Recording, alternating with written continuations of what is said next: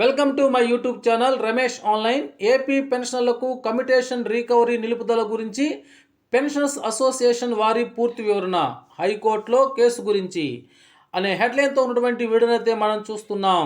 చూసే ముందుగా ఫ్రెండ్స్ ఎవరైనా ఫస్ట్ టైం మన ఛానల్ని విజిట్ చేసినట్లయితే తప్పకుండా సబ్స్క్రైబ్ చేసుకొని పక్కనే ఉన్న బెల్ ఐకాన్ టచ్ చేయండి. అదేవిధంగా వీడియో మీకు నచ్చినట్లయితే ఒక లైక్ చేసి మన మిత్రులందరికీ షేర్ చేస్తారని ఆశిస్తూ ఇక విషయంలోకి వచ్చినట్లయితే తెలంగాణ హైకోర్టు వారు WP 26042/2024 11/11/2024తో పాటు మరో 3 పిటిషన్లపై మొత్తం 4 కేసులలో పిటిషన్ ఫైల్ చేసిన 175 మంది రీస్టోరేషన్ పీరియడ్ ఆఫ్ కమ్యుటేషన్ 15 సంవత్సరాల నుంచి 11.3 ఏళ్లుగా అనగా 11 సంవత్సరాల 3 నెలలకు తగ్గిస్తూ మధ్యంతర ఉత్తర్వులను జారీ చేయడం జరిగింది.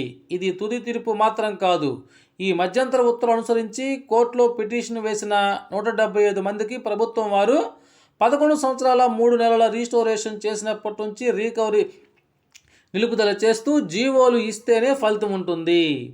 రీస్టోరేషన్ పీరియడ్ ఆఫ్ కమ్యుటేషన్పై సమగ్ర సమాచారాన్ని పరిశీలిద్దాం.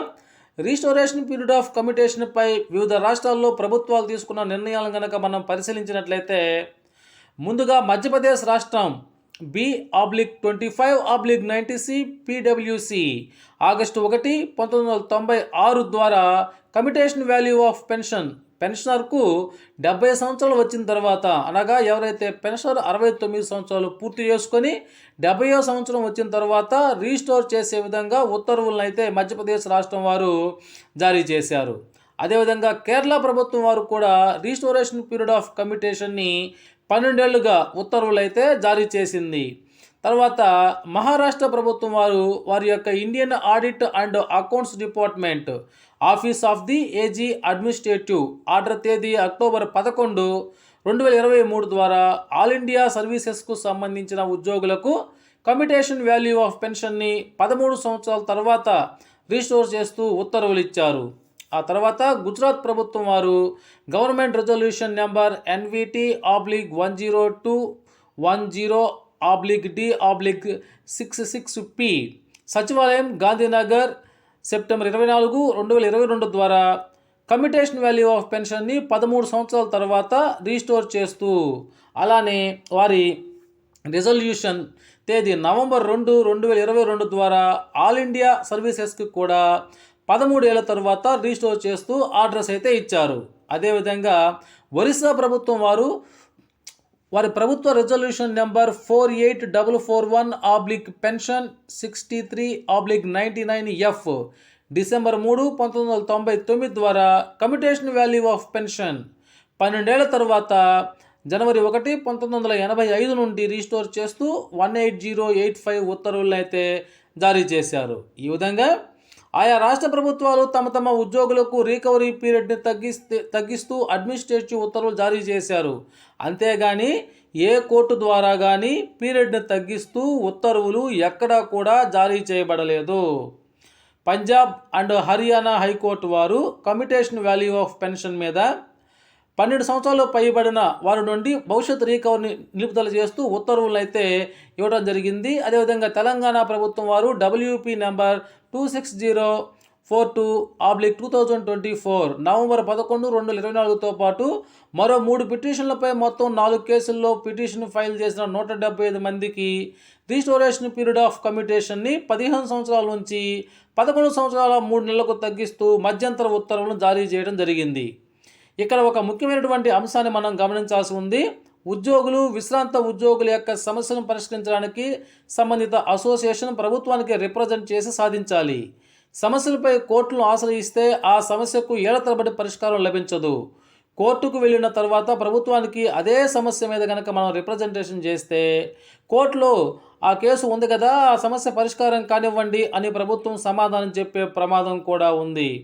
All India state government pensioners federation వారు కమ్యుటేషన్ పీరియడ్ని 15 సంవత్సరాల నుంచి 12 సంవత్సరాలకు కుదించాలని సెంట్రల్ గవర్నమెంట్ని అభ్యర్థిస్తూ ఒక రిప్రజెంటేషన్ కూడా చాలా కాలం క్రితమే ఇవ్వడం జరిగింది.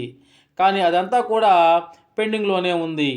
మన రాష్ట్రంలో రీస్టోరేషన్ పీరియడ్ని తగ్గించమని state government pensioners association AP Amaravati Guntur వారు 10వ పే కమిషనర్కు అదేవిధంగా 11వ పే కమిషనర్కు మన రాష్ట్ర ప్రభుత్వాన్ని కమ్యూటేషన్ పీరియడ్ 12 సంవత్సరాలు తగ్గించమని కోరుతూ రిప్రజెంట్ కూడా చేయడం జరిగింది. ఈ సమస్యను 12వ పే కమిషన్లో చేర్చి ప్రభుత్వం నుండి ఒక సానుకూల ఉత్తర్వులు సాధించడమే ఉత్తమ మార్గం అవుతుంది.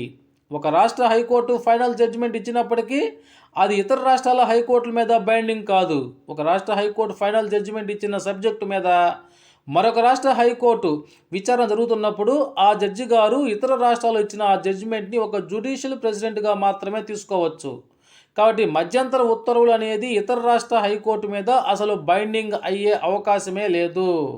కావున పంజాబ్ అండ్ హర్యానా హైకోర్టు వారు, తెలంగాణ హైకోర్టు వారు కమ్యూటేషన్ వాల్యూ ఆఫ్ పెన్షన్ మీద భవిష్యత్ రికవరీని నిలిపివేస్తూ ఇచ్చిన మధ్యంతర ఉత్తర్వుల ప్రభావం మన హైకోర్టులో కేసు వేసినప్పటికీ దాని ప్రభావం చూపుతుందా అనే అంశంపై కూడా న్యాయ నిపుణుల సలహాలు తీసుకోవాల్సినటువంటి అవసరం ఎంతైనా ఉంది.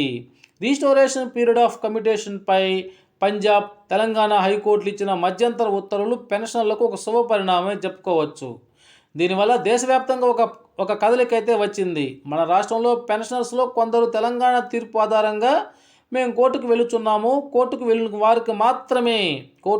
వారికి మాత్రమే లబ్ధి ఉంటుంది, దీనికి 5 నుంచి 10,000 వరకు ఖర్చు అవుతుంది, రండి చేరండి అని పిలుస్తున్నారని మాకు తెలియవచ్చింది. ఈ పర్యవసానాలన్నింటినీ పరిశీలించిన పిదప state government pensioners association AP Guntur వారు ప్రభుత్వానికి రిప్రజెంటేషన్ చేసి ప్రభుత్వం ద్వారా సానుకూల ఉత్తర్వులు సాధించడమా లేదా లేని పక్షంలో కోర్టులో రిట్ వేయడమా అనే విషయాన్ని త్వరలో నిర్ణయం తీసుకోవడానికి కట్టుబడి ఉంది. దీనికి సంబంధించి అక్టోబర్లో జరిగే రాష్ట్ర ఎగ్జిక్యూటివ్లో 26 జిల్లాల బాధ్యులతో కూడా చర్చించి తుది నిర్ణయం తీసుకోవడం జరుగుతుందని ఈ సందర్భంగా ఏపీ పెన్షనర్స్ అసోసియేషన్ వారు కమ్యూటేషన్ రికవరీ నిలుపుదల గురించి అయితే ఒక వివరణాత్మక ఉత్తర్వులను అయితే ఇవ్వడం జరిగింది. ఓకే ఫ్రెండ్స్, ఇది సమాచారం. ఈ సమాచారం మీకు నచ్చినట్లయితే ఒక లైక్ చేయండి. Thank you.